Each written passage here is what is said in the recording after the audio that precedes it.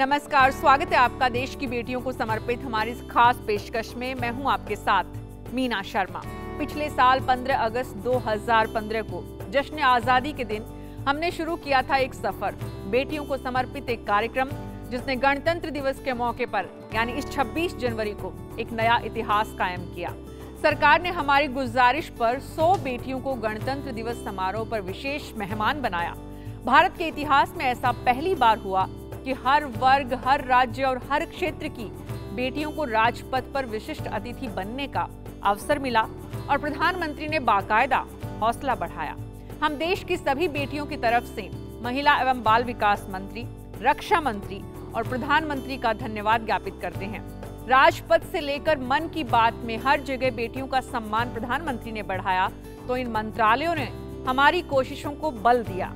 हमारी कोशिश है कि सोच बदले और समाज समझे कि हम क्यों बार बार कहते हैं अब के बरस मोहे बिटिया ही दीजो।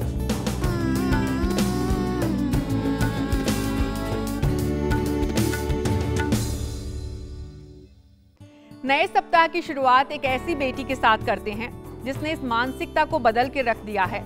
ये साबित किया है कि बड़े घर की बेटियां सिर्फ आराम नहीं फरमाती हैं। आज हम आपको जिस बेटी से मिलवाने जा रहे हैं उसने जीवन में कभी किसी अभाव को नहीं देखा, लेकिन बावजूद इसके दूसरों के दर्द को भांपने और उसे दूर करने को ही अपना लक्ष्य बनाया। कला के क्षेत्र में अपना नाम कमाया तो परिवार की ताकत भी बनी। मिलिए आज के एपिसोड में राष्ट्रीय बाल भवन के अध्यक्ष शालू जिंदल से।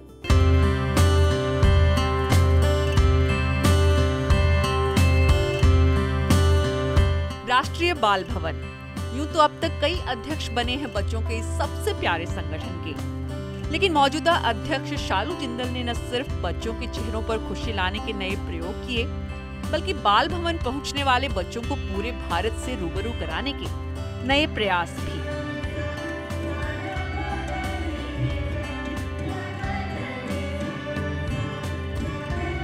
बच्चों के बीच पहुंचकर उन्हीं की तरह व्यवहार करने वाली और हमेशा मुस्कुराती रहने वाली अध्यक्षा की व्यापक सोच का नतीजा है कि बाल भवन को देशव्यापी विस्तार देने की कवायद हो रही है, तो टेक्नोलॉजी से जोड़कर बच्चों की सहभागिता बढ़ाने के प्रयास भी।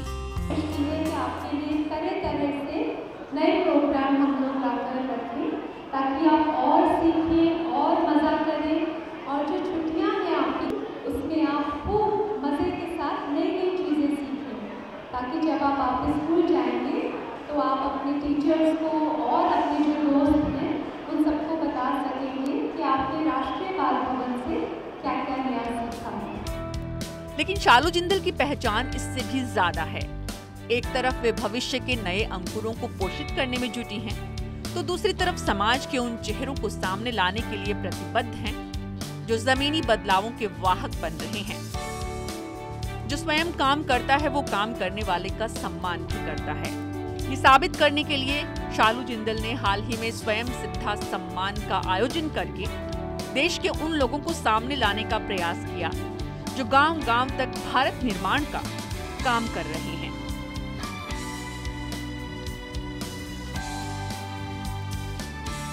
This सम्मान honors people for their contribution to particular corporate social responsibility initiatives of the JSPL Foundation that they have been a part of, how they have taken it forward and how it has changed their lives.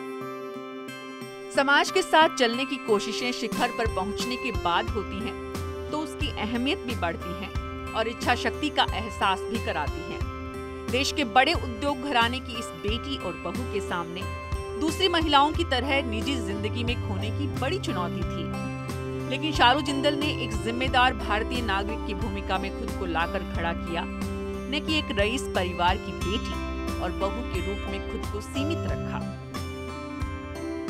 यही वजह है कि सामाजिक सरोकारों को पूरा करने वाले मीडिया के रूप में जब हमने बेटियों की श्रृंखला सामने लाने का फैसला किया तो अगुवाई करने वे खुद पहुंची। अब के बरस मुझे बिटिया ही दीजिए, ये एक ऐसा कार्यक्रम है जो आज की हमारी बहुत ज़रूरत है अपने देश में, जो हम चाहते हैं कि महिलाओं को हम लोग आगे लेकर आएँ। उसके लिए एक बहुत अच्छी पहल है आपके टीवी चैनल की तरफ से और मैं आप सबको बहुत ज़्यादा कंग्रेचुलेट करूँ। जिम्मेदारी सिर्फ समाज के प्रति नहीं बल्कि देश के लिए भी होती है। फ्लैग फाउंडेशन में उनकी सक्रियता इस सच को साबित करती है तो आम आदमी तक तिरंगे को पहुंचाने में उनकी भूमिका उन्हें देश के प्रति जवाबदेह बेटियों की फहरिस्त में सबसे आगे रखती है।